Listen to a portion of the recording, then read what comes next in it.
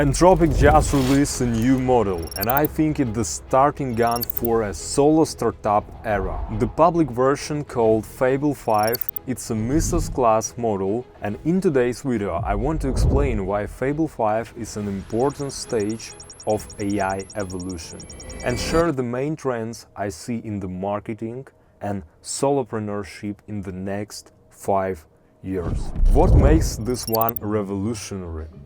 Before I get into the predictions, let me show you why this model is different from others. First, its power. By Anthropic's own numbers, it's the most capable AI model in the world right now. State of the art on nearly every benchmark they run, and the top score on the hard ones, like finance reasoning and frontier level coding. For instance, Stripe used it for rebuilding 15 million line codes in one day. Second, its price. It's actually expensive, about double what Opus 4.8 costs, so I recommend to use it only for tests and very hard work. Third, safety and security. The raw model Mythos is so capable that Anthropic lock it and ship it as safeguarded twin. Because with Mythos you can make a cyber attacks and it's not so great. So the Fable 5 is making requests to a lower, weaker model instead of answering them. It's like a safety barrier to not provide people a tool that can make so dangerous things. It's what finally lets a model this strong into high-stake work. The kind where a wrong answer actually hurts someone, like medicine or cybersecurity. And it opened new opportunities for business sectors. That's the why. Now where does it take us? Building just went free. For the past decade, move fast and build was genuinely good advice. If you could ship something your competitor couldn't, you had a moat. That was real. Then something changed. The capability economy. A working product can be cloned in hours. Feature that took 6 months to ship, a well-prompted model can rebuild them in some days. The argument for building fast was always I can't do this and cannot.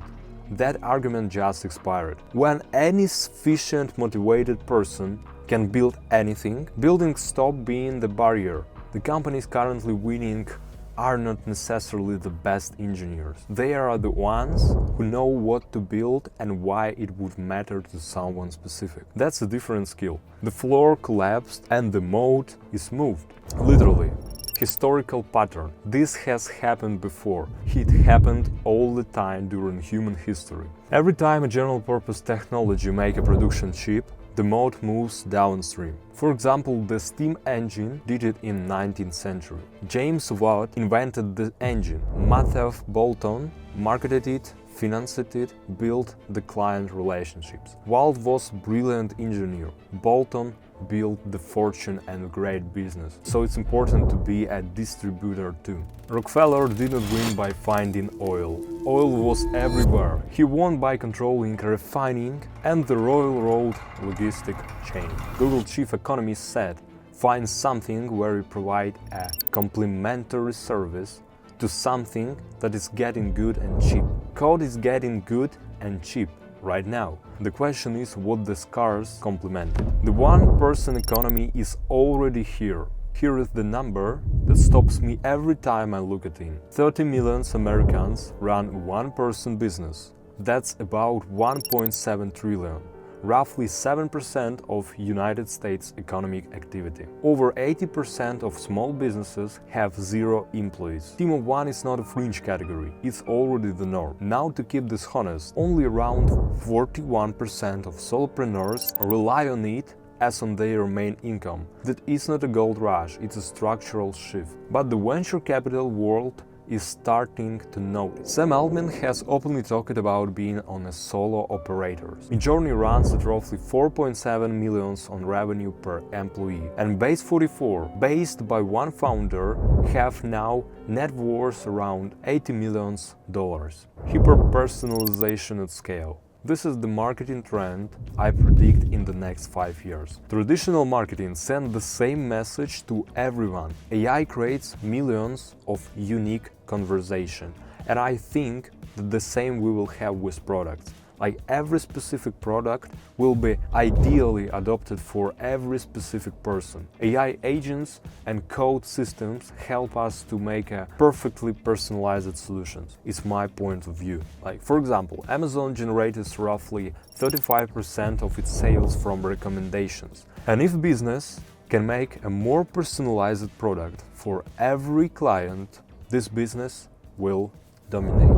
So, we established building is free, personalization is accessible, solo operators are compressing what used to take a whole team. Sam Altman runs a test he called the 100x questions. If a model 100x better than today's come out tomorrow, would it kill your product? If yes, your product was a rapid around a capability you don't own. That's a great edge done. Skill get commoditized first, then tools, then the specific way you use these tools. What does not commoditize is the judgment, knowing what to build for whom and why it matters to this person right now. 80% of any result is psychology, the willingness to want something specific, to ship it before it's perfect, to fail in public and not have self-worth attached to the outcomes. It's actually the bottleneck for most solo founders I've seen now. Here is the concrete case. The Base 44 founder built something that sold for $80 million. He was not short on tools. He lacked marketing judgment, knowing which version of his message, his offer, and his positioning actually moved people. When content and products become infinite and hyper-personalized, the only real moat is knowing what actually worked. If you are building on this era, the question is not can I build it? You can. The question is, do I know which version actually worked? So, role of people who are good at testing will rise. What will separate winners from the losers? The Industrial Revolution winners ran on distribution, brand, and trust, not labor. The same pattern played out in Republican Rome, in a different form. The businessman who dominates, the publicanti, ran state tax franchise through early company-like firms. They did not win on effort, they won on systems and networks. It measures how many clients depending on you. A pattern client network that grow the more you serve it. And then the first emperor of Roman Empire, Augustus, ended tax farming. Republic came to empire. The rules changed. The one who survived weren't the hardest workers on the most technical capable operators. They were the ones who read the regime shift early and pivoted into imperial administration before the old system collapsed. Bolton, Rockefeller, Wakefield, the publicanti, none of them outworked the competition. They outpositioned it. They found the scarce layer when the abound layer shifted under everyone's feet. The solo founder with an AI agent system is the new version of that. Power comes from a system and network. Okay, what to do in the next 5 years? And here is 3 things separate the winners in what's coming. First, it taste. Knowing what to build for whom and why it matters. Distribution. Altman is direct about it. The word of mouth, the ability to evangelize what you build, a one-sentence value proof that actually lands. Nerve. The willingness to ship before it's perfect. To fail in public to separate your self-worth from the results. The underneath all 3. Build the judgment layer. Track which version of your message, your offer, your product actually drove the result. Not just traffic, not just opens. It rewards the founder who knows faster. 1 person plus AI class judgment is the new startup team. That's where we are. To see more videos and support the channel, subscribe and pay the like. I hope you like it and see you in the next video.